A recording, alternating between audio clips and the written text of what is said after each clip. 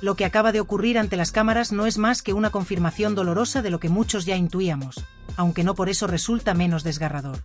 Una mujer de apenas 33 años ha sido encontrada muerta en su hogar, y mientras la noticia aún retumba con fuerza en los medios, su propia hermana ha iniciado una especie de tour mediático, yendo de programa en programa, sin aparentemente haber considerado levantar el teléfono para hablar directamente con Gloria Camila o con José Ortega Cano.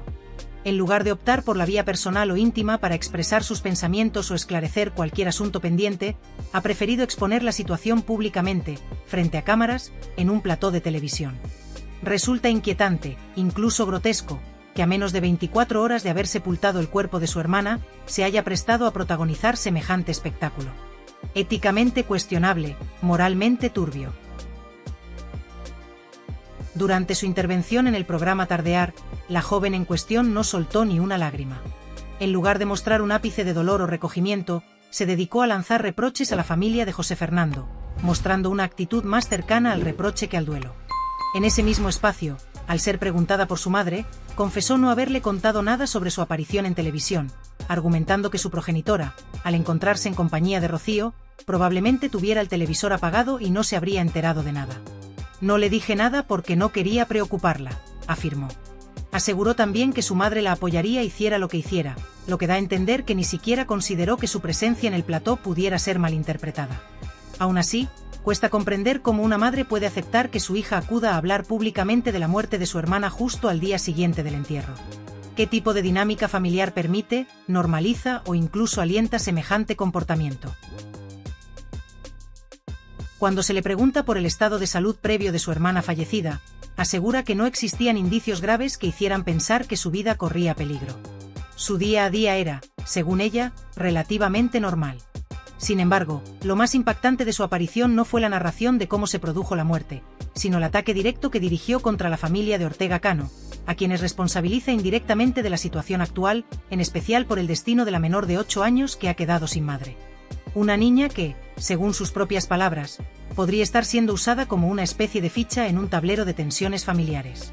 De no estar esa menor en juego, insinúa, probablemente nadie estaría hablando ni dando entrevistas en televisión. En el transcurso de la entrevista, se le plantea una información delicada.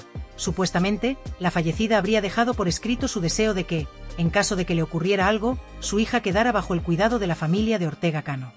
Aunque la entrevistada niega que exista documento firmado alguno, sí reconoce que en algunas ocasiones su hermana expresó verbalmente que prefería que Ortega Cano y Ana María Aldón se hicieran cargo de la menor. Lo curioso es que, aunque al principio lo niega, termina afirmando que esas eran las intenciones de su hermana, aunque nunca llegaron a concretarse legalmente. Según explica, su hermana simplemente no quería que la niña perdiera el vínculo con esa parte de la familia. No deseaba que se hicieran cargo de ella en exclusiva, sino que mantuvieran contacto, que no desaparecieran de su vida. Una intención informal, sentimental, no jurídica ni vinculante. Ante este mar de contradicciones, surge la pregunta inevitable: ¿cuál era realmente la voluntad de la fallecida respecto a su hija? Según la hermana, la verdadera intención era que la menor quedara bajo el cuidado de su madre, la abuela materna, sin perder el lazo afectivo con la familia paterna. No obstante, también dejó claro que, bajo su punto de vista, la familia de José Fernando no se ha preocupado suficientemente por la menor. Asegura que nunca han mostrado un interés real, no han preguntado por su educación, ni por sus necesidades, ni han tratado de estar presentes en momentos importantes.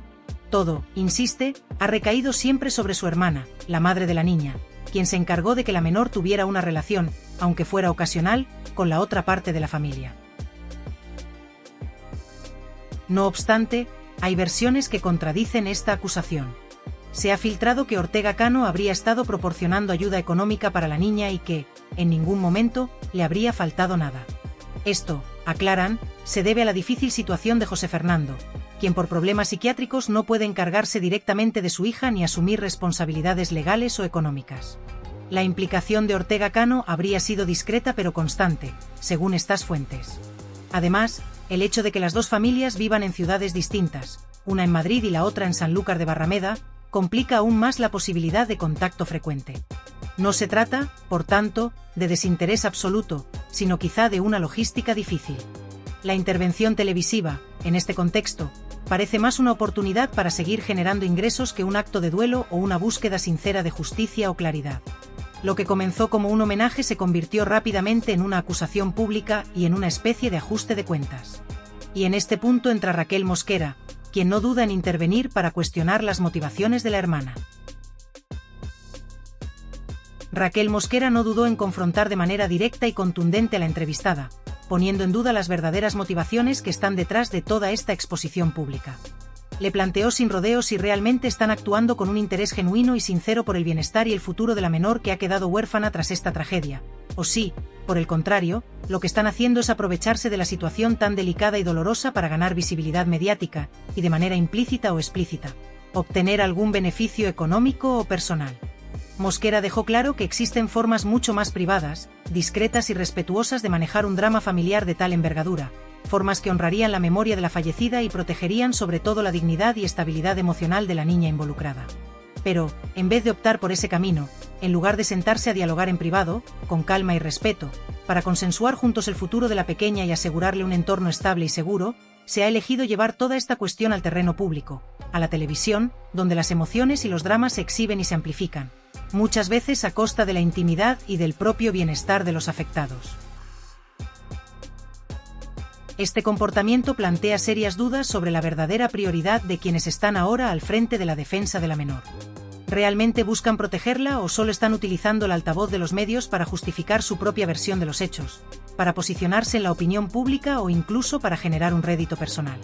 Es una pregunta incómoda pero necesaria, que Mosquera lanzó al aire, subrayando que el dolor y la tragedia no deberían convertirse nunca en un espectáculo o en una herramienta de promoción o de enfrentamiento público. Una de las declaraciones que más llamó la atención durante la entrevista fue cuando la entrevistada confesó, con total naturalidad, que no llevó consigo a la niña, su propia sobrina, el día anterior a la emisión del programa, alegando que no tocaba, como si la decisión de no estar con la menor en ese momento tan crítico fuera algo obvio o incuestionable. Resulta sorprendente que ni siquiera se reunieran ese sábado para hablar sobre el futuro inmediato de la niña, para definir con claridad quién asumiría su cuidado, su protección y su educación, o para simplemente mostrarle un poco de apoyo en un momento tan vulnerable y delicado. La ausencia de ese acercamiento personal y familiar evidencia, a juicio de muchos, una falta de unidad y de compromiso real para con la pequeña. Cuando la entrevistadora quiso ahondar y preguntó directamente cuál era realmente la intención o la voluntad concreta de la entrevistada en relación con el futuro de la niña, la respuesta que obtuvo fue una serie de evasivas y argumentos que, en lugar de aclarar la situación, la nublaron aún más.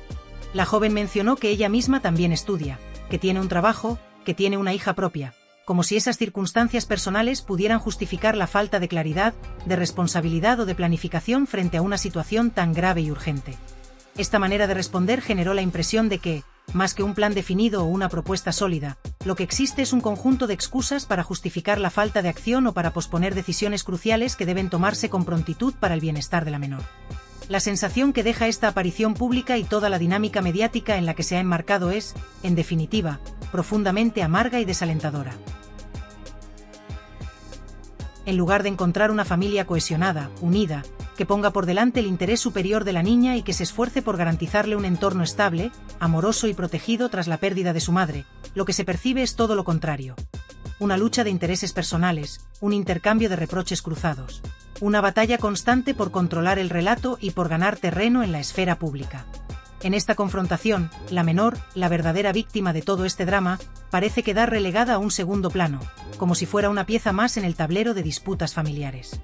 Lo más doloroso es que mientras los adultos discuten, se acusan mutuamente y aprovechan el altavoz mediático para contar su versión, para intentar posicionarse y para monetizar el dolor y la tragedia, la niña queda atrapada en medio de este conflicto, sin la protección ni la serenidad que tanto necesita. Esta situación plantea una reflexión inquietante sobre hasta qué punto los intereses personales y las ansias de protagonismo pueden llegar a superar la responsabilidad y el amor que se debería tener hacia los más vulnerables. Especialmente en momentos tan críticos y sensibles como la pérdida de un ser querido y la necesidad de un acompañamiento familiar sincero y comprometido. Me gustaría saber cuál sería vuestro escenario ideal en esta situación, porque actualmente la niña está bajo el cuidado de mi madre y mío. Yo estoy preocupada, sobre todo por mantenerla en el colegio en el que está, ya que obtiene unas calificaciones excelentes y además está matriculada en una academia de baile flamenco donde le va realmente bien. Pero es fundamental que esa tía también asuma responsabilidad en el cuidado de su sobrina.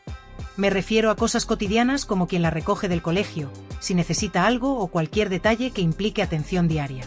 Porque no puede ser que solo mi madre y yo estemos pendientes mientras los demás miran hacia otro lado. La verdad es que la situación roza lo vergonzoso a todos los niveles, porque lo que se está sugiriendo de manera velada es que el asunto se reduce al dinero, que alguien la mantenga económicamente y se ocupe de ella, pero no más allá.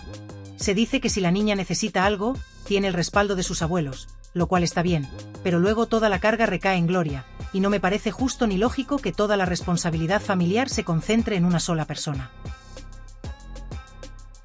Otra cosa muy distinta sería que un juez determinara que Gloria debe encargarse formalmente de la custodia de la niña.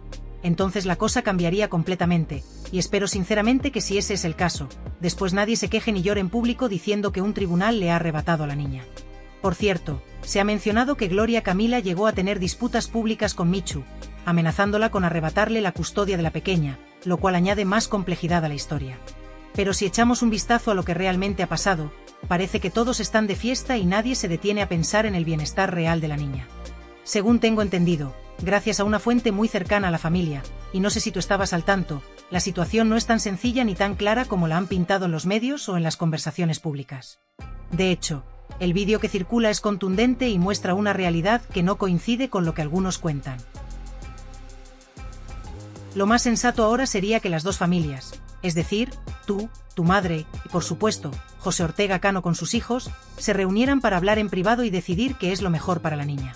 El asunto de dónde va a quedarse no es un tema para debates públicos ni para platós de televisión, sino para personas adultas que entienden la responsabilidad que implica cuidar a un menor día a día, llevarla al colegio, a las actividades extraescolares, a las revisiones médicas. Porque el colegio, que dura 9 meses al año, requiere de un compromiso constante. Por eso, si alguien quiere obtener la tutela, debe estar dispuesto a asumir esa obligación y ocuparse de ella en ese periodo, y si no puede, que entonces lo deje en manos de Ortega y Gloria, quienes probablemente estén más capacitados para atenderla.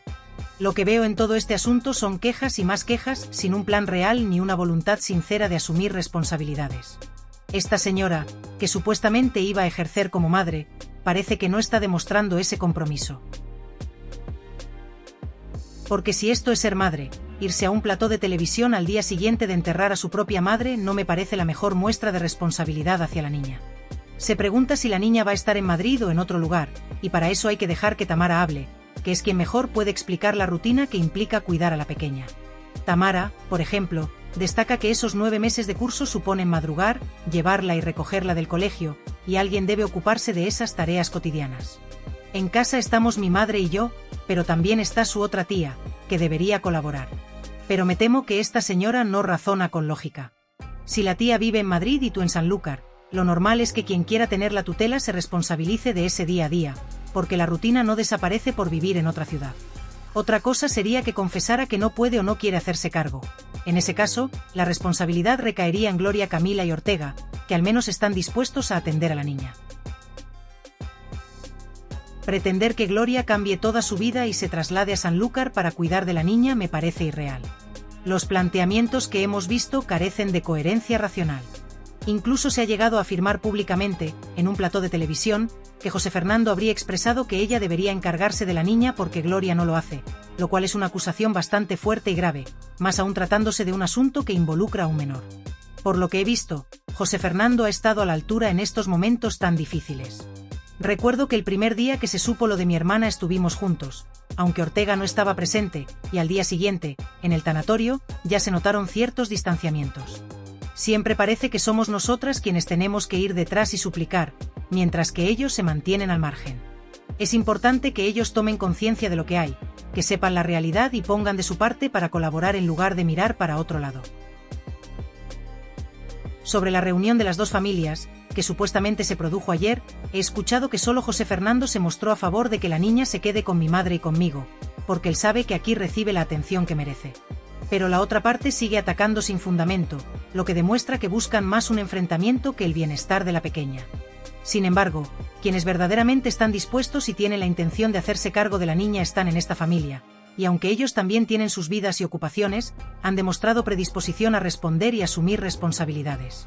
Es de esperar que todo esto se aclare pronto, aunque sabemos que cuando hay menores involucrados, las cosas suelen judicializarse, y no sería sorprendente que el caso termine en los tribunales. En cualquier caso, lo que realmente me resulta imposible pasar por alto, y que me parece absolutamente evidente, es que una persona que decide acudir a un plató de televisión para hablar públicamente sobre la custodia de una niña tan pequeña, y que lo hace apenas 24 horas después de haber enterrado a su propia madre, demuestra de manera clara que no está poniendo en primer lugar, ni mucho menos, el interés superior del menor. Es difícil imaginar una situación más delicada y triste que la pérdida de una madre, y en ese momento tan doloroso, el foco debería estar en el duelo, en la familia y en la protección emocional que requiere una niña que está atravesando una etapa tan vulnerable y fundamental para su desarrollo. Por eso, ese comportamiento resulta, además de insensible, fuera de lugar, porque revela que lo que verdaderamente mueve a esa persona no es el bienestar de la niña, sino otros intereses que no encajan con la responsabilidad que implica cuidar a un menor. Frente a esa actitud, el comportamiento que ha demostrado José Ortega Cano y el resto de la familia es mucho más normal, comprensible y digno de respeto. Ellos han optado por hacer un esfuerzo mucho más sensato, viajar hasta el lugar para estar presentes en un momento tan difícil, para apoyar a la niña y posiblemente, para plantear de forma seria y formal la cuestión de la custodia. Este acto, que puede parecer sencillo, implica un compromiso real, tangible y necesario para asegurar que la niña tenga un entorno estable y protegido, especialmente tras una pérdida tan importante. Mientras algunos optan por la exposición pública y el conflicto mediático, Ortega Cano y su familia muestran una disposición más madura y responsable, enfocada en proteger y defender los derechos y necesidades de la menor. Ahora bien, si Gloria Camila realmente tenía algún tipo de vínculo o relación afectiva con la niña, ese lazo parece haberse deteriorado de manera irreparable tras lo que hemos podido ver en televisión. La imagen que se proyecta de ella sentándose en un plató para debatir públicamente un asunto tan privado y delicado como la custodia de una niña pequeña no solo es cuestionable, sino que daña profundamente esa conexión que debería estar basada en el cariño y la protección, no en el espectáculo y la polémica. Es difícil pensar que una niña pueda sentirse amada y segura cuando las discusiones sobre su futuro se convierten en un show mediático, cuando los adultos implicados utilizan la pantalla para hacer acusaciones o intentar ganar simpatías. Ese vínculo, si alguna vez existió, probablemente ha quedado gravemente comprometido, y eso es algo que afecta directamente a la estabilidad emocional y al bienestar de la menor. Además, la actitud de Raquel Mosquera ha sido clara y, desde mi punto de vista, acertada. Ella ha dejado muy claro que la forma correcta de abordar este tema tan delicado debería ser con respeto y privacidad, sentándose como adultos responsables para hablar en privado sobre el futuro de la niña. La custodia y la crianza de un menor no son un asunto para discutir en programas de entretenimiento ni para exponer en redes sociales. No se trata de buscar audiencia o generar polémica, sino de tomar decisiones maduras, centradas en el bienestar real y duradero de un ser inocente que necesita estabilidad, amor y cuidado. Desde una perspectiva ética y moral, lo que se ha hecho hasta ahora carece de justificación, y esa exposición pública solo sirve para alimentar conflictos y sembrar incertidumbre en torno a la niña. Es importante también pensar en el futuro, porque cuando la niña crezca y alcance la mayoría de edad, es muy probable que tenga mucho que decir sobre lo ocurrido y sobre la actitud de las personas que debían protegerla y cuidarla. Seguramente en ese momento entenderá con mayor claridad quién estuvo realmente a su lado y quién antepuso otros intereses a su bienestar. Por eso, más allá de lo que digan ahora, esos comportamientos públicos quedarán marcados en su memoria, y las consecuencias emocionales pueden ser profundas y duraderas. Por todo esto, creo que es fundamental que abramos este debate con la mente abierta, con criterio y sin dejarnos llevar por lo que pueda parecer atractivo en redes o en la televisión. Estamos ante una realidad muy dura y compleja, en la que, lamentablemente, el dinero y los intereses personales parecen estar detrás de muchas decisiones y declaraciones, lo cual no debería ser así. Lo único que verdaderamente debería importar en este caso es el bienestar, la estabilidad y el desarrollo sano de la niña, que es la parte más vulnerable e inocente de toda esta historia. Por mi parte, seguiré muy de cerca todo lo que vaya sucediendo, y espero poder contaros en próximos vídeos y mensajes toda la verdad que hay detrás de este asunto, con la mayor claridad posible y siempre poniendo en primer lugar lo que realmente importa: el bienestar de esa niña que merece crecer en un ambiente de amor y seguridad, lejos del ruido y las disputas públicas.